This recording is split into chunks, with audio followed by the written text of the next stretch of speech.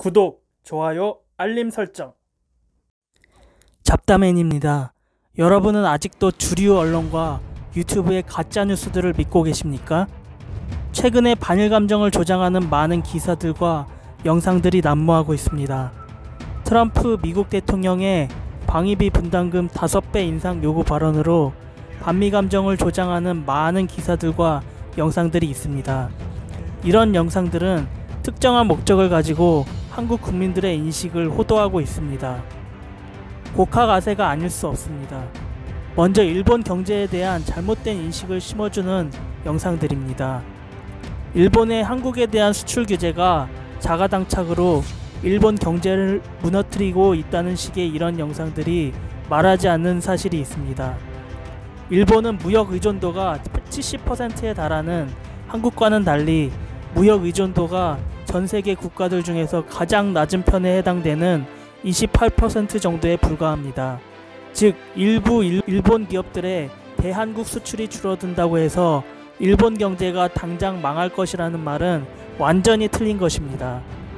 일본은 무역보다는 내수 소비 시장을 중심으로 경제가 운영되고 있습니다. 물론 장기적인 관점에서 일본의 경제가 미래에 점점 어려워질 가능성이 높은 것은 사실입니다. 그러나 이것은 장기적으로 고착화된 저출산 고령화와 그에 따른 인구 감소와 관련이 있는 것이지 한국에 대한 수출이 줄어들기 때문이라고 보는 것은 지나친 침소봉대입니다. 일본은 무역 수지보다는 자본 수지, 즉 해외 투자 등을 통해 소득을 얻는 나라입니다. 일본의 화폐인 엔화가 미국 달러에 버금가는 안정성이 강한 통화이기 때문입니다. 한국인들이 제조업과 수출로 소득을 얻을 때 일본인들은 그들의 엔화를 기반으로 해외에서 주식, 채권, 부동산 등에 투자하면서 소득을 얻습니다. 다음으로 트럼프의 방위비 분담금 인상 요구에 관한 건입니다. 한국은 기존에 1조 원이 조금 넘는 정도를 부담하고 있습니다.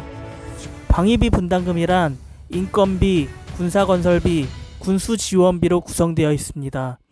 즉 주한미군이 한국에서 사용하는 건물을 짓거나 수리하는 비용, 전기료와 수도료, 탄약과 장비에 대한 저장, 관리, 수리, 수송 등에 대한 관련 제반 비용입니다.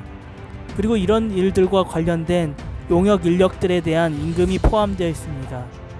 그리고 이 금액의 약 80% 정도는 국내에 다시 회수되게 되어 있습니다. 즉 2조가 넘는 전액을 부담하더라도 한국에 큰 부담이 되지 않습니다. 그러나 최근에 미국의 안보 전략이 변하고 있습니다. 중국, 러시아, 북한에 대한 견제를 위해 미국의 인도태평양 전략이 시작되었습니다. 셰일 혁명으로 인해 세계 최대 산유국이 된 미국에게 중동은 더 이상 중요한 지역이 아닙니다. 중동에 있는 미군들은 철수해서 곧 인도태평양 사령부로 옮겨올 것입니다. 미국의 안보 전략에서 가장 중요한 동맹국들이 일본, 인도, 호주 등이 되었습니다. 여기에 한국이 포함된다면 미국의 인도태평양 전략에 매우 좋은 신호가 될 것입니다. 그러나 현재 한국 정부는 이럴 생각이 없는 것 같습니다. 일자리 예산으로만 54조 원을 쓰고 1년 정부 예산으로 512조 원을 통과시키고 국방비로만 50조 원을 넘게 잡는 한국에게 5조 원은 그다지 큰 비용은 아닙니다.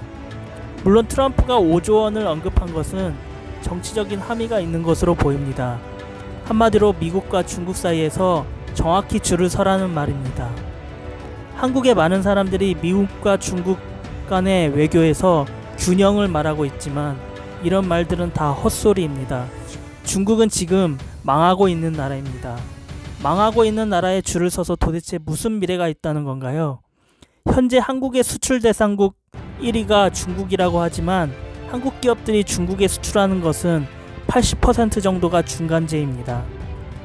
중국인들이 한국 제품을 사는 것은 대부분 미국이나 유럽의 최종 소비재를 수출하기 위해 꼭 필요한 중간재들이고 최종 소비재는 일부에 불과합니다. 그래서 지난번 사드 사태 당시 중국이 한국에 대해 취한 경제 제재는 관광과 문화예술, 화장품 등의 분야에 한정되었습니다. 그리고 중국 소비자들은 한국의 자동차나 휴대폰을 사용하지 않고 있습니다. 중국 공산당은 보조금과 상대적으로 값싼 인건비로 자국 기업들을 키워왔습니다. 전형적인 보호무역과 중상주의 체제입니다. 중국이 바라는 것은 한국 기업들의 기술뿐입니다. 이 부분은 지난 영상을 참조해 주시기 바랍니다. 이제 새로운 미중 냉전 시대가 시작되었습니다. 미소 냉전이 한국을 선진국으로 만들었듯이 미중 냉전은 한국을 다시 약소국으로 만들거나 강대국으로 만들 것입니다. 지금 한국이 선택해야 할 외교 전략은 무엇일까요?